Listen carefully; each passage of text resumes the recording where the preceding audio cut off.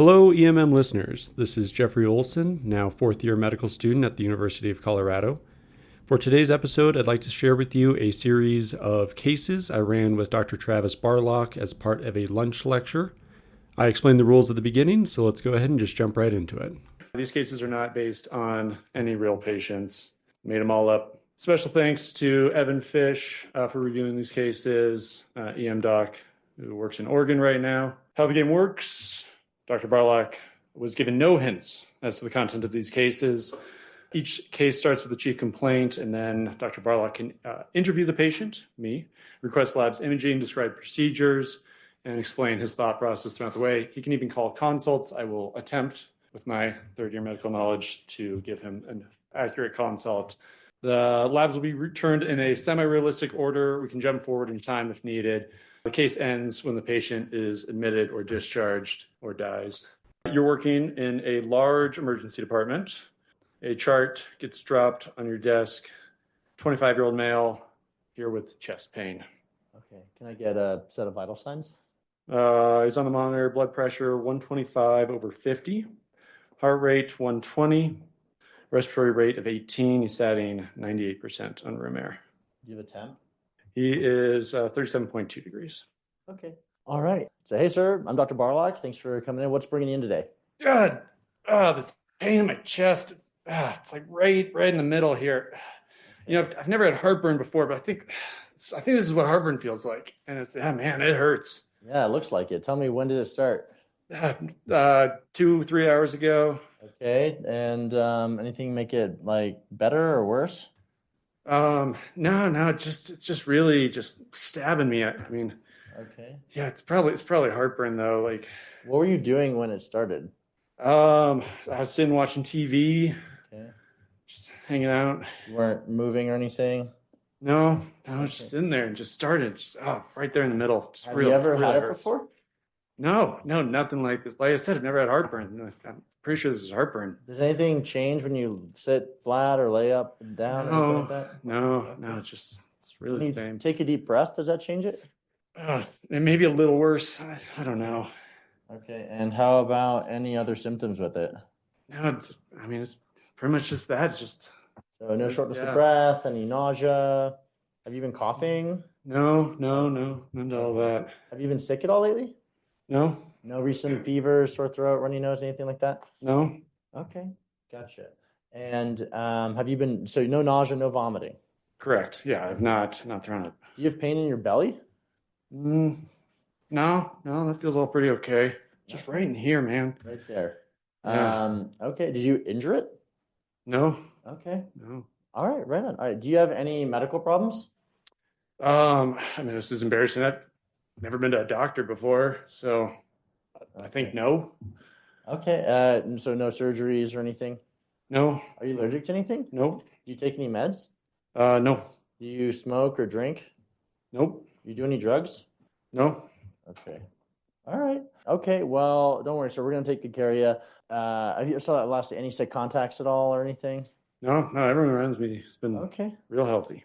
All right. Okay. Well, I'll ask the nurses to, start 2 IVs, and first thing I'll get is an EKG. We'll start giving you 1 liter of fluid, and I'll get a CBC and CMP and a troponin and a D-dimer right now, as well as a chest X-ray. So, okay. I think I missed one in there. So, nurse repeats back to you. You wanted a CBC, a troponin, a D-dimer. Did you say BMP? Yeah. That the one I was missing? Okay. EKG, chest X-ray. Yeah, we'll get right on it. And then also I'll do an exam while we're at it. Can I just listen to your heart and lungs? Absolutely. Lungs, clear auscultation bilaterally. Heart, you hear a diastolic decrescendo murmur at the right upper sternal border and a diminished S2. Okay. And then, so he's got normal lung sounds in the bases. Mm-hmm. Okay. And then abdominal tenderness. No abdominal tenderness. Okay. And if I listen also to the carotid arteries, what do I hear? No bruits. Okay. And the murmur doesn't radiate? It does not. Okay. And then pulses? Upper extremity pulses are a little asymmetric. Same with lower extremity pulses. Okay. We'll say Asymmetric pulses? yeah, like 2 plus 1 plus, stronger on the right, both upper and lower. Stronger on the right? Okay. And then if you had to describe your overall habitus, your body type, would this person be like, for example, marfanoid? You examine the patient. This is what he looks like. An image was displayed of an individual with long limbs and a protruding sternum. Okay. And if I were to check your flexibility of your joints? Knees, elbows, wrists, all hypermobile. Okay, interesting. Well, the way I'm like leading to, as you can already tell, I mean, there's the big worry is, is it a dissection, right? I mean, there's other things that are always on our, big list of like do not miss diagnoses with chest pain. In a 20, how old is it? 25? 25. Yeah, it's usually, it has to be something strange or drugs, myocarditis, or, like gastric perforation from vomiting, from, being, someone who has been abusing alcohol or something like that. But if it's something like this is like more of like a zebra case, but is, something to think about. So then now this all changes. Now the testing is going to be, we're going to ensure we've got 2 large bore IVs. We're going to get a type in screen, and then I'll do a bedside ultrasound. So an echo of the heart. This is going to be me doing this, but then I'm also ordering a CTA of the chest, abdomen, pelvis, and there's already some medications I'm thinking about too. All right, some of the stuff's going to start coming back now. Chest X-ray gets shot first. Looks kind of like this. So, couple things. I mean, the big thing is I'm like, so there's not a perf. The heart looks like a normal size. It doesn't look like there's a pneumo. And then honestly, it's actually got pretty unremarkable aorta, contours. It's very faint. I don't think there's pneumomediastinum, but there's like a questionable aspect of it there on that left side. I wouldn't call it, but that's something I'm noticing. Either way, we're getting the CT to like really definitively answer it, but overall it looks pretty unremarkable. Okay. All right. EKG tech gets in there. Run this for you. So what I always kind of just simplify EKGs into just, is it wide, narrow? Is it regular, irregular? Like if you can just describe an EKG that way, you'll at least be honest in your description of it. So this is a regular narrow complex tachycardia. If I just say that, that's already more objective than just like honing in on something else like, oh, is it sinus tach or is it a flutter? It's like the EKG is a differential, and so I look at this and I first say, okay, it's a regular narrow complex tachycardia. And then I first just kind of do a big picture review. I know you're taught this systematic approach, which is good, but ultimately it's pattern recognition. And the way you get good at EKGs is you get good at knowing QRSs. Over anything else, no QRSs. So anyway, the QRSs, like I said, are narrow. That's good. And then I can tell you it's sinus because we have a biphasic P wave in V1 and we're upright in 2. So it's sinus tach. And otherwise it doesn't really strike me. You have a little bit of some T wave inversions in lead 3. It's like maybe it's a little bit of stress there, but otherwise it doesn't strike me interesting otherwise. All right, some of those labs you ordered are coming back. CBC first. Hemoglobin's 13.5. White blood cell count of 20. Platelets, 250,000. D-dimer came back at 7,000. Troponin, 5th gen high sensitivity troponins, less than 3.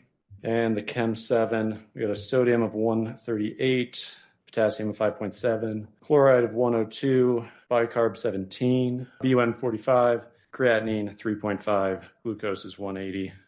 All the while, quite frankly, like we're still waiting on, the official diagnosis, but there's an important treatment to start already if it is in fact dissection, which, does anyone know what that is? Does anyone want to say it?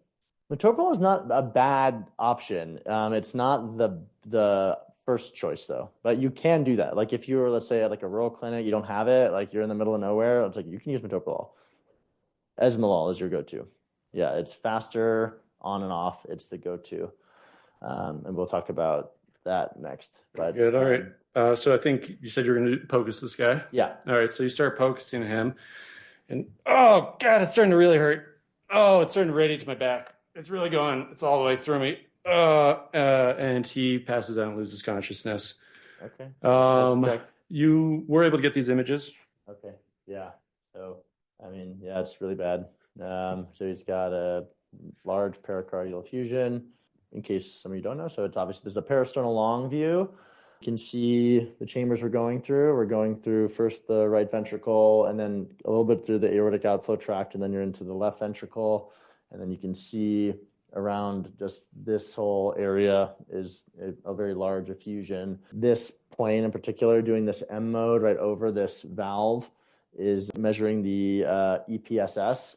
And this is to measure, it's basically a sign of diastolic dysfunction and heart failure. You wouldn't necessarily need to do this M mode kind of image on someone with you have your answer already. But so anyway, I see the effusion. Okay, the person's now unconscious. Do we have a pulse check? Still got pulses. Yeah, they're thready. Okay. I mean, so quite frankly, this is now an emergent consult to CT surgery. And the big way, so our presumed diagnosis is a dissection, and then the team that you need to activate is totally dependent on if it's ascending or if it's descending, right? So ascending is involving, right, the ascending aorta up to the arch. That can back dissect into the pericardium. So now that's cardiothoracic surgery as opposed to vascular surgery. So there are totally different teams involved in this. And so, okay, well now I'm like, getting like the pericardiocentesis kit out and all that kind of stuff too. It's like, okay, let's and I would, again, start the esmolol drip. But if we're still in diagnostics. So you perform a pericardiocentesis, patient is stabilized. Also, maybe he wakes up a little bit. Yeah. Also in real life, that is going to fill back up. It's like we haven't fixed the dissection. You put in if you do that, it is temporizing. This person needs the operating room, and so you can put that in and you can drain it off and you'll stabilize temporarily. But you're going to need to give them blood as this is happening, and you're going to be continually push pull. But yeah, you would still obviously save them right then and there. Since this is the presumed diagnosis, right? I mean, there's two different theories behind dissection flap propagation. And actually, does anyone know it? Anyone knows what these are? I'd be impressed. The two theories are, one, that the pressure is the problem. And so by having elevated blood pressure, you're pushing this flap along. And so we have to lower the pressure. The other is that it's the heartbeats. It's each beat is propagating that flap. And so we want to lower the heart rate. In reality, it's probably a combination of both. And I remember learning that if you had to weigh the relative importance, it's probably more on the heart rate, probably like a 70-30, 80-20 kind of combo. And so the name for the treatment overall as like an idea is anti-impulse therapy. You put them on these drips to try to target a heart rate under 60 and a blood pressure under 100. So it's pretty aggressive because you can imagine every beat is potentially worsening all this. All right. So I'll offer to you to end the case there. Do you want to, if CT surgery says they'll take them, it says, hey, we're convinced, we'll take them. Yeah. I mean, the only other things I'd say is that if the patient gets stabilized, they still may even want the full scan because, if you're dissecting up here, like it can certainly keep going. And that's why that's why I get CT chest, abdomen, pelvis is because these dissections can go, more, and they can go all the way down, and they can go into the renals, and they can go up your celiac, and they can go down your iliacs. Like I've seen dissections go all the way to the heart down into the legs. It's like the whole thing is dissecting. And so knowing that just helps with planning. And and everything. And then, you also have the neuro component. It's actually kind of interesting. If you guys go into this and you end up you'll do some ICU rotations, or maybe, you don't want to do emergency medicine and you want to work inpatient or something like that. The blood pressure goals are very different pre and post-op for patients with dissections, because first it's just, anti-impulse, prevent them from dissecting more. But then afterwards, like let's say it's an abdominal dissection or a thoraco-abdominal dissection, they'll put in a stent or a graft, and what happens though is you end up blocking off these arteries that go to your spinal cord. And so then you're blocking that off with this like graft inside your aorta. And so after the operation, now it totally flips where they want like high pressures. So they like turn them up high, and they're constantly doing these neuro checks where they're checking their legs, making sure like, hey, like, can you move your legs, normal sensation, normal motor. So it's just an interesting kind of flip that happens once the operation is done. All right. So that ends your case. Do you want to give us your final diagnosis? Yeah, I mean, it's a aortic dissection with a pericardial effusion, and I mean, ultimately, if you passed out, then you'd say pericardial tamponade. All right. Was I right? I give you full marks. Yes. And for bonus points, it's secondary to what caused this? Marfan syndrome. Yeah, it was. Yeah. This is Jeffrey back in the studio again. I just wanted to jump in here with a few additional details from this case and to discuss it really quick. So Dr. Barlock obviously got the diagnosis very quickly, but here's some of the kind of hidden details I baked into this case. Starting off with the vital signs. So obviously there was a widened pulse pressure that Dr. Barlock picked up on 125/50. If he had checked the blood pressure on the other arm, it was going to be 190/110, so a difference in blood pressures there. You also might have noticed when he asked for vital signs, I only gave him blood pressure, heart rate, respiratory rate, and O2 sat. This is just to trick him a little bit. He picked up that I didn't give him a temperature, which was normal, but I also didn't give him a height or a BMI, which some people do consider to be vital signs. These could have provided additional clues in the case. This patient's height was 6'5", and his BMI was going to be 18, pointing to the fact that he had Marfan syndrome. If he had dug in a little bit more on family history, he would have revealed a history of a family member with mitral valve prolapse, another family member with spontaneous pneumothorax, and just a general family history of tall family members with long fingers and toes, again, pointing towards Marfan syndrome. You might be wondering why the chest x-ray was normal. When I originally designed this case, my thought was that this patient was going to start with very subtle symptoms, that they would not be really dissecting that much, and then it was going to get much, much worse quickly. So I had a second chest x-ray ready to go, which did show a widened mediastinum, much more indicative of aortic dissection. That's not quite how the case went, but that's why like the first chest x-ray was normal, because I wanted there to be like this moment where it got much worse, and then we get the second chest x-ray. There was a lot of details in those labs, which, I mean, ultimately ended up being pretty unimportant when the diagnosis was like a rapidly progressing aortic dissection. But just to go through them again, the D-dimer was 7,000. I've read that D-dimers can be incredibly high when someone's having an aortic dissection. Could have thrown some people off thinking PE with an elevated D-dimer, but this is another cause for elevated D-dimer. And then there was evidence of where this dissection was going. The BUN was 45 and the creatinine was 3.5. That was supposed to be a hint that this dissection was affecting the kidneys. And then the liver labs were supposed to show a shock liver, again, showing that this dissection had progressed really far and was now affecting the liver. Those labs for you again, the AST was 3,500, the ALT was 2,800, total bili was 3.2, and direct bili was 2.4. So there was some evidence there that of how far this had progressed. But ultimately, I think Dr. Barlock did really well in this case, and he made a lot of really useful teaching points. So let's move on to case number 2. Case 2, next shift. You're back. Same ED. You open the MR, you see 67-year-old female. It's in the triage room. She was brought to the ED by her daughter due to progressive weakness, confusion, and fatigue that's worsened over the past week. All right. Sorry. To get a set of vitals. Blood pressure 88/55, heart rate 110, respiratory rate of 20, statin 98%, Temp. 36.8. Can I get a glucose? Absolutely, it's 115.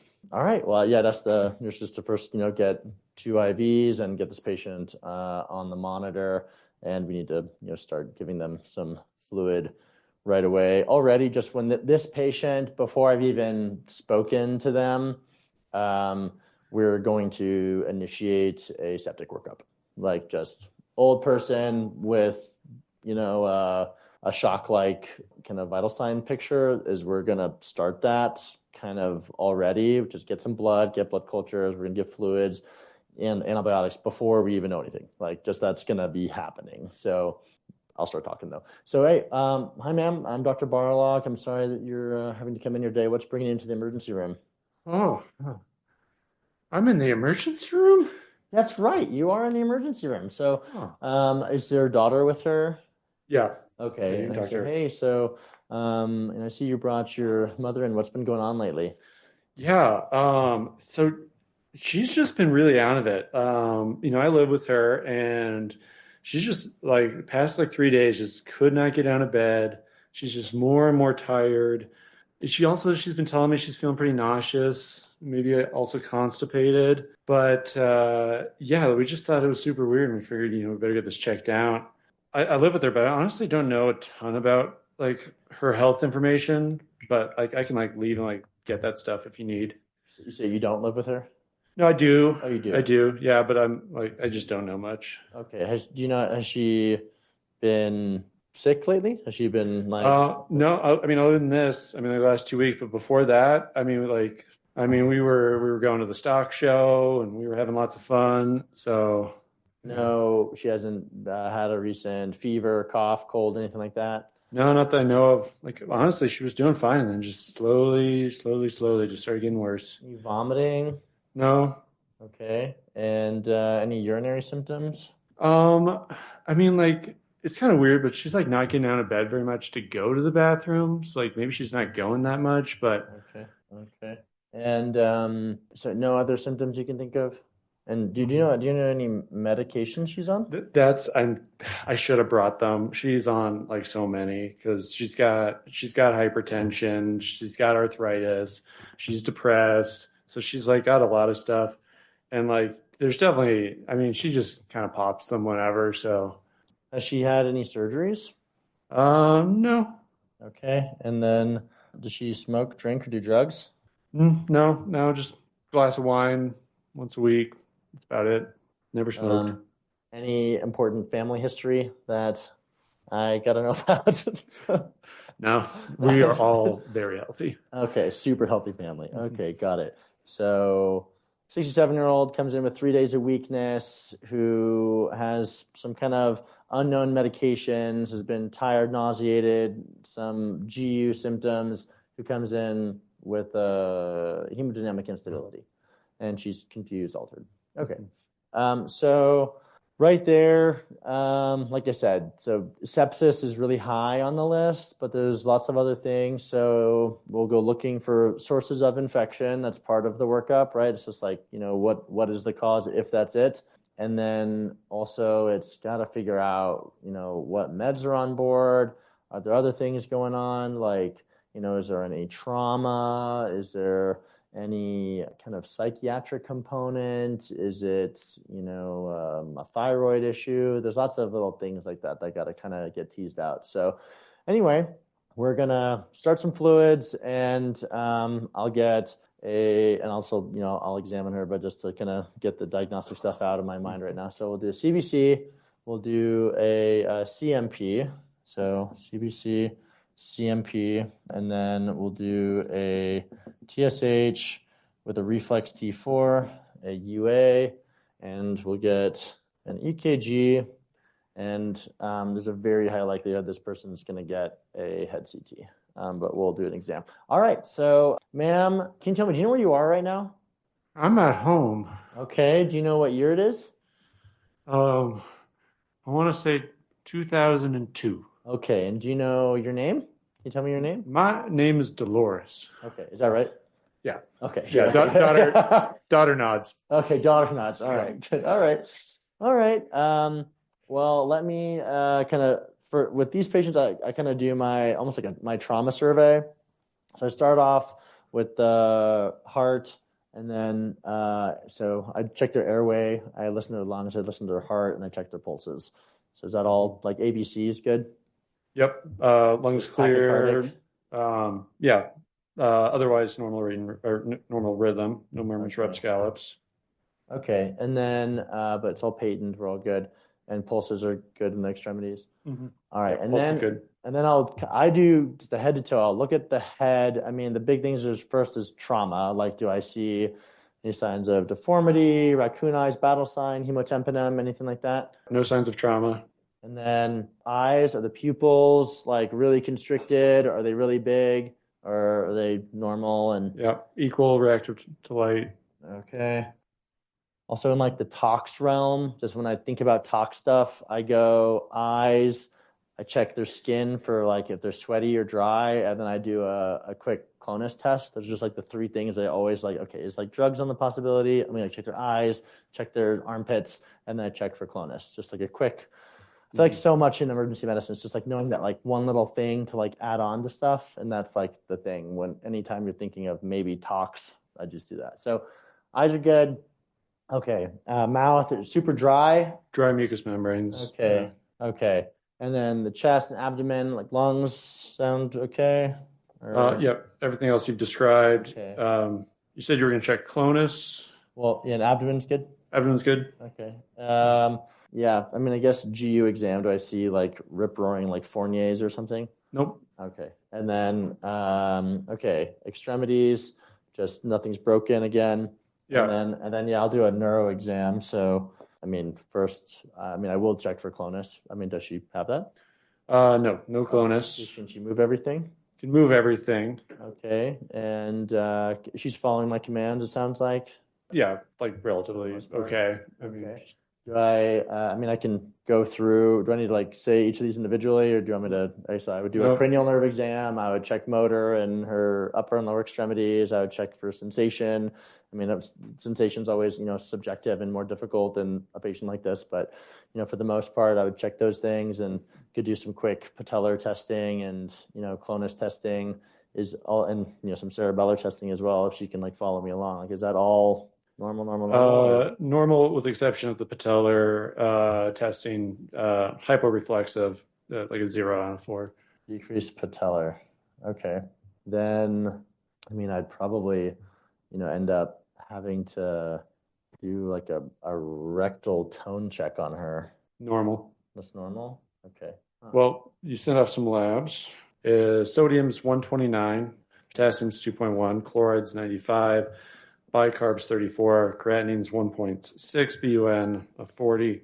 CBC comes back. Whites are 9.5, hemoglobin 16.5, hematocrit of 50, platelets 220,000.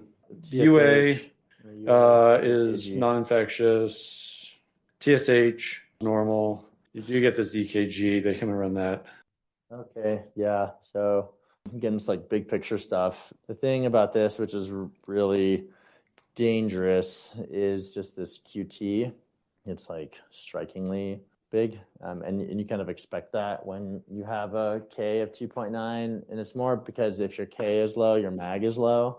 So if you're hypo K, you're hypo MAG, and so like so then like the first thing I will always want is just like what's their EKG. So yeah, it's kind of pointing out that this person has not only critical electrolyte derangements, but also critical electrolyte derangements that are leading to electrical instability in their heart.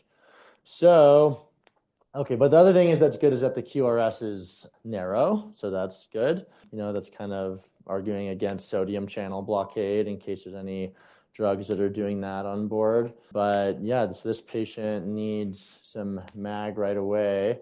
But yeah, my overall, so again, it's narrow. The rate is relatively normal, so yeah, about 60-ish. So now the thing that's bad about this, do you guys know, do you have an inclination so in a prolonged QT, is it more dangerous if you're tachycardic or bradycardic? The correct answer is bradycardic. It's more dangerous to be brady, and with a prolonged QT, one of the treatments for torsades is overdrive pacing. You can even go faster, and it all has to do with the problem, which is that the risk of you going into torsades is directly related to how big that T wave is.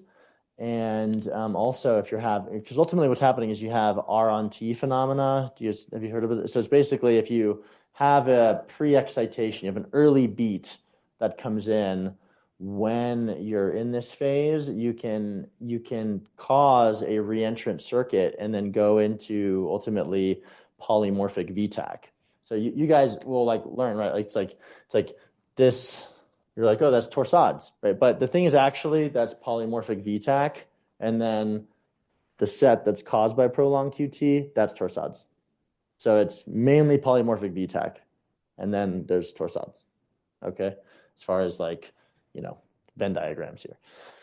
So we'll go forward. So anyway, it's sinus. Looks like it's bradycardia-ish. It's around 60. With a significantly prolonged QT interval.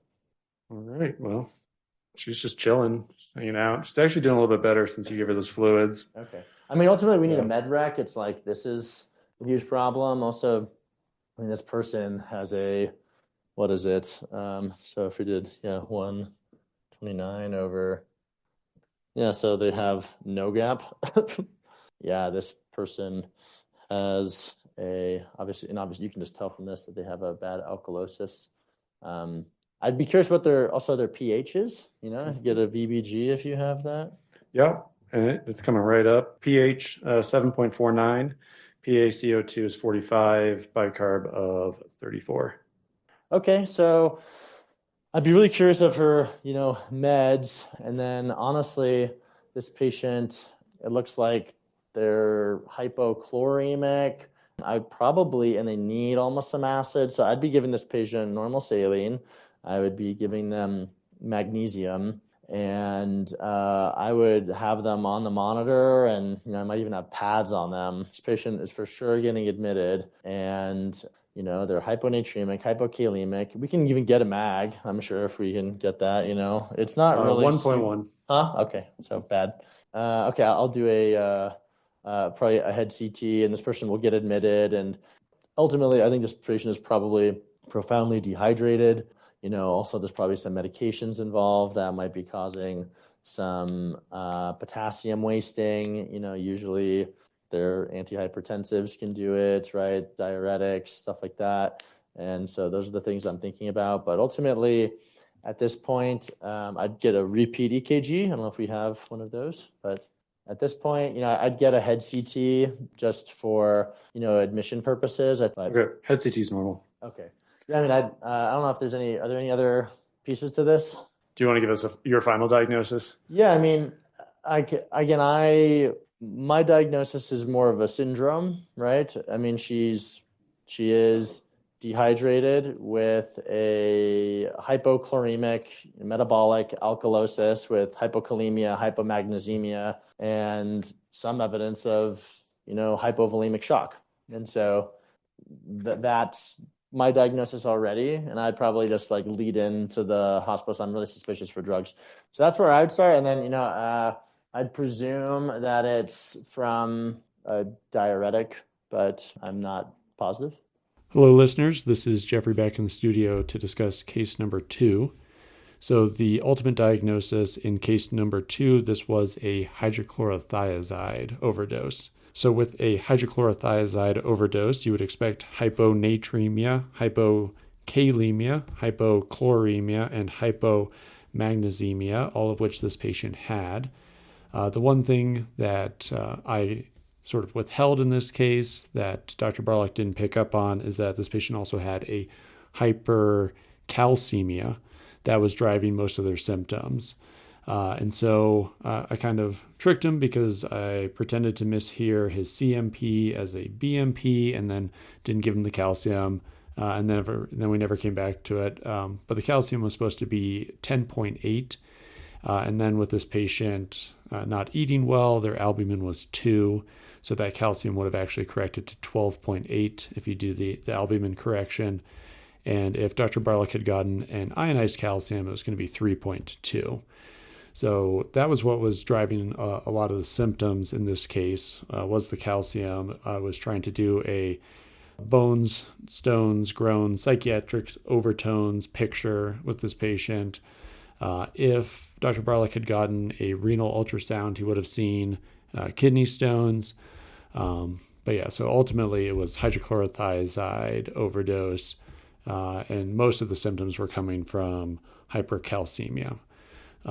So those were the tricks in case number 2, which I will admit were not the most fair tricks. But on to case number 3. Next day, come back, 27-year-old male, brought in by EMS, high-speed motorcycle collision. He was found unconscious at the scene with evidence of severe thoracic and extremity trauma. He was intubated en route for airway protection due to altered mental status. They evaluated his GCS to be 7. Wow, okay. Same thing as sort of vital signs. Heart rate 130, blood pressure 90/60. Respiratory rate, well, they're bagging him at about 12 breaths per minute. He's satting at 88%, and they got the bag hooked up to 100% oxygen. Okay, so this is like if we're like getting this call, this is would be a trauma activation. So we would first just like ready the room and get the trauma team there, and I would ask for blood to be in the room, probably already to activate a massive transfusion protocol.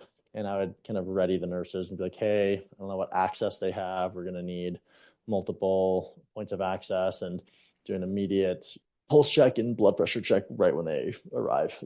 I would also probably bring out the thoracotomy tray and chest tube tray.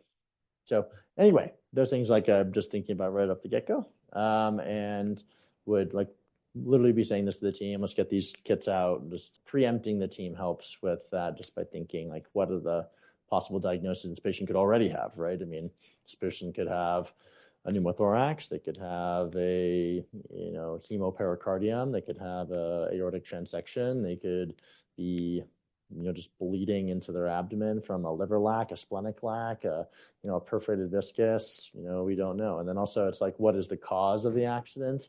Is it, a single vehicle accident? That's a different set of problems than if it's like a, multiple vehicle accident, because single vehicle, I remember learning the S's. I forgot, it's like the 5 S's, the 6 S's. It's like sleep, substances, suicide, seizure, syncope. Anyway, okay, that's just like what I think about right away. So then has the patient arrived? Yep. Okay, and how does he look? What's going on? I mean, he's not looking great. Intubated. So he's intubated, repeat set of vital signs. Are they kind of the same? Or? Yeah, that was once they were in the room. That's on arrival. Yeah. Okay. We would be transfusing blood right away. And then just on my exam, how the heart and lungs sound?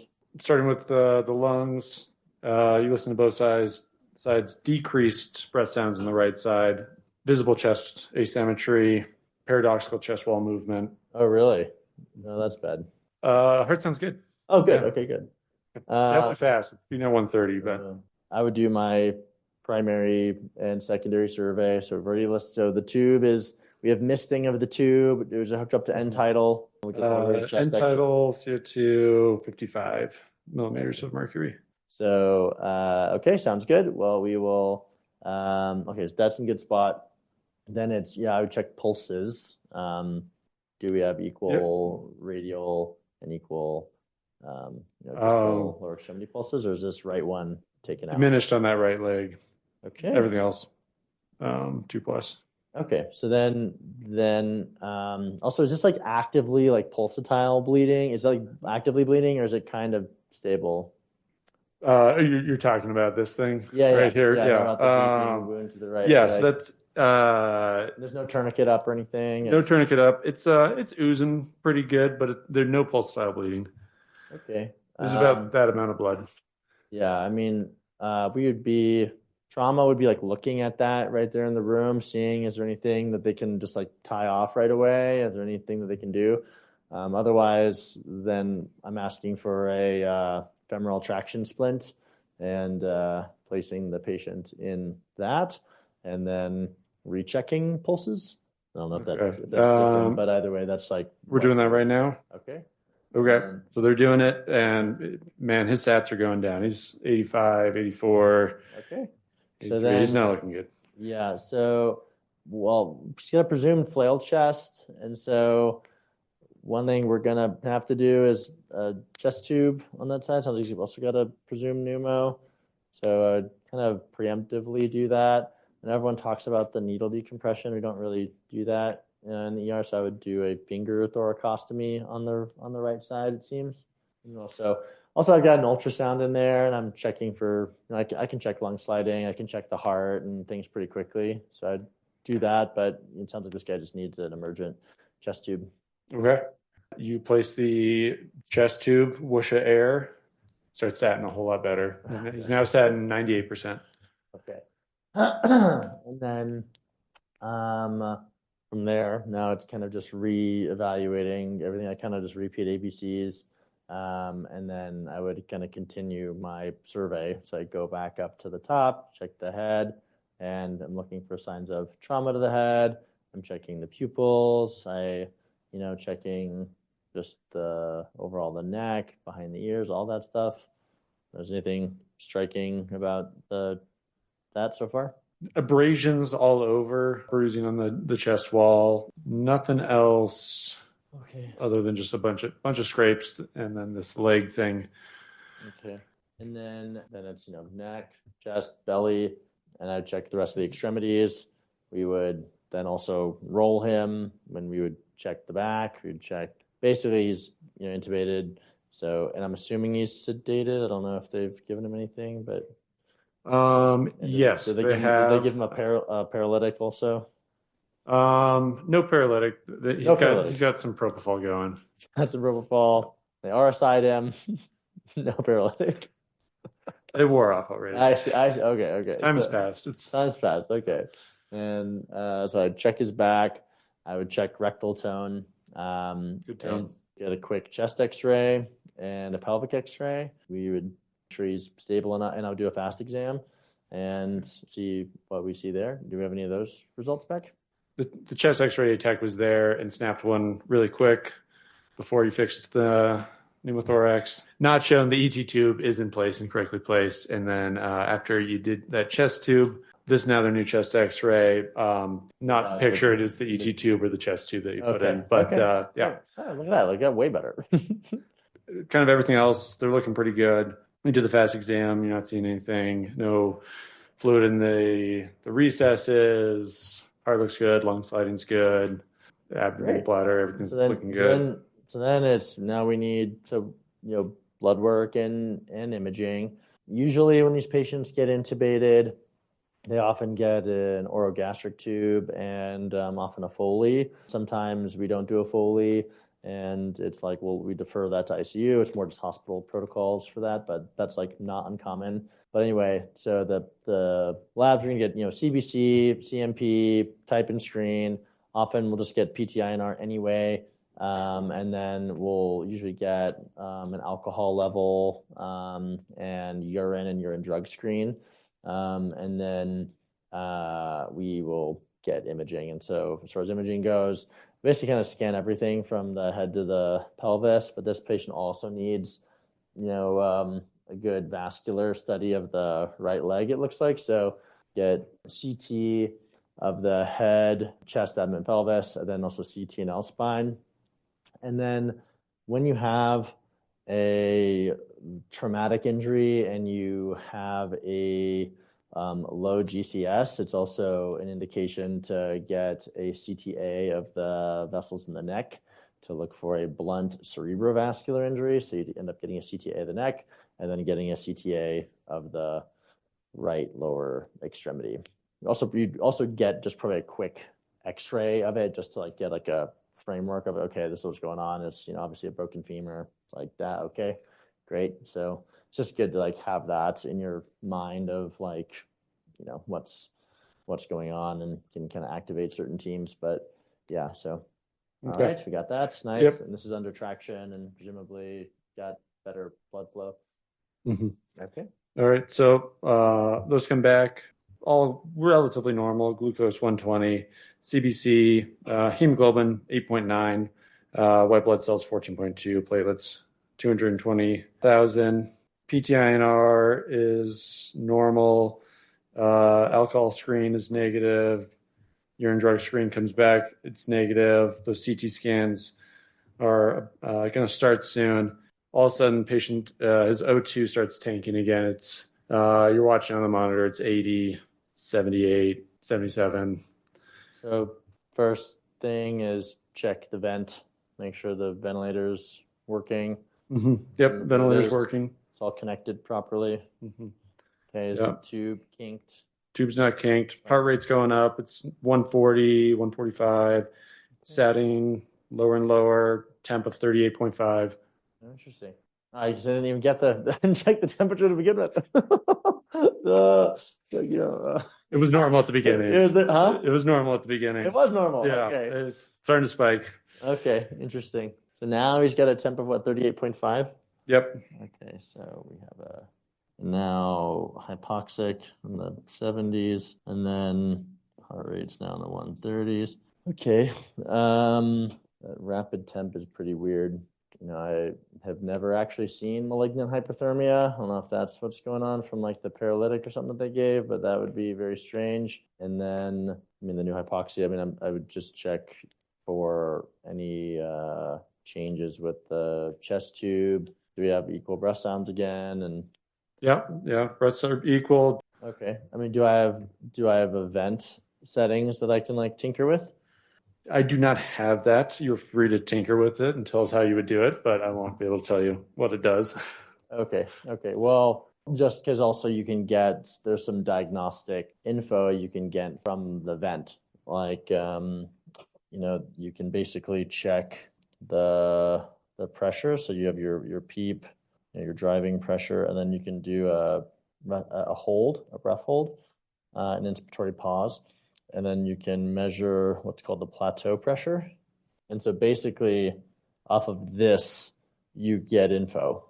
So either way, this is just something I'm thinking about. But anyway, so the patient's hypoxic. They're already on 100% FiO2, right? Correct. Yep. And then, I would go up on their PEEP, and then I would repeat a chest X-ray, and I would try to do this, and I would try to see, like, is the pneumo bigger? Is it recurring? Is it, so that's kind of what I would first do. All right. So I don't have that data from the ventilator, but I would say it's not obstructive. Like PIP is not elevated. Plateau pressure is maybe a little bit elevated. You go to do that chest X-rays. They do it. You got to look at his chest. Looks kind of like this. Okay. Gotcha. And chest X-ray looks like this. Again, chest tube, endotracheal tube, not pictured here, but are appropriately placed. Okay. So then what? Yeah, I'd be very surprised if she got a fever that quick. So what you're now pointing to is fat embolism syndrome. So someone has a femur fracture and then gets a PE from it. Yeah, with that, you're right. You would not have an increase in these pressures because it's not a lung, like it's not like there's nothing with the airway or the conducting system so much. So then, quite frankly, if they are 70% on 100% oxygen, and end up with a chest tube in place, you're kind of reassured. Basically, your only two levers to pull. Do you know how you can oxygenate someone? You only have two things you can do. Exactly, that's right. FiO2 and PEEP. Those are the only things you can do. You can increase the FiO2 or you can increase the PEEP. So for a really bad PE, that's fat embolism in someone who's tachycardic, hypotensive. I mean, one, this person is not going to be, a fat embolism doesn't really respond well to lytics. This is a person who would be an ECMO candidate. This is someone who you'd need to kind of go through that process, and you need to prove that there's not a catastrophic bleed somewhere. And, this is already a problem. And, you have to make sure you have the right inclusion, exclusion criteria. But ultimately, if they're hemodynamically unstable fat embolism, basically it's ECMO. All right, this is Jeffrey back in the studio to discuss case number 3. This was a pretty wild trauma. I wasn't quite sure exactly where I was going to go, but the two diagnoses that I was hoping Dr. Barlock would pick up on, and he picked up on both of them, was that originally the patient had a tension pneumothorax that needed to be decompressed. Dr. Barlock identified the flail chest and put in a chest tube. And then the second diagnosis was that after the tension pneumothorax was dealt with, the patient had a broken femur, which threw a fat embolism up to the lungs and caused the second hypoxic event. I think the key finding here that led Dr. Barlock to the diagnoses was when I showed him a picture of the patient's chest, which showed a petechial rash. This is a characteristic finding in fat embolism syndrome. Also, the patient spiked a slight fever, which is something else that can happen, but definitely a very difficult diagnosis to pick up on, especially with a intubated patient. A few other things that could have led to that second diagnosis was if he had repeated the POCUS, he would have seen that the right ventricle was now blown from the increased pressures on the right side of the heart. Also, the EKG began to show a right bundle branch block. I attempted to do this in the actual case, but I showed him a picture of Brugada syndrome accidentally instead, and it sent the case completely off the rails. But he got the correct diagnosis with a fat embolism causing the second hypoxic event. Another thing for you listeners is I have added in vent settings and vent alarms that make sense to go along with this case if you want to try to run this case or any of these cases with whoever you study emergency medicine with. I hope you enjoyed these. These were a lot of fun to make, and I will talk to you all again soon. Hey, Denver listeners. The Emergency Medical Minute invites you to our toxicology fundraiser, also known as Tox Talks 2025 on Thursday, September 11th. It'll be an evening of toxicology education, catered food, and community, with all ticket sales going to charity. Join us from 6 to 8 p.m. at the 11th Avenue Hostel.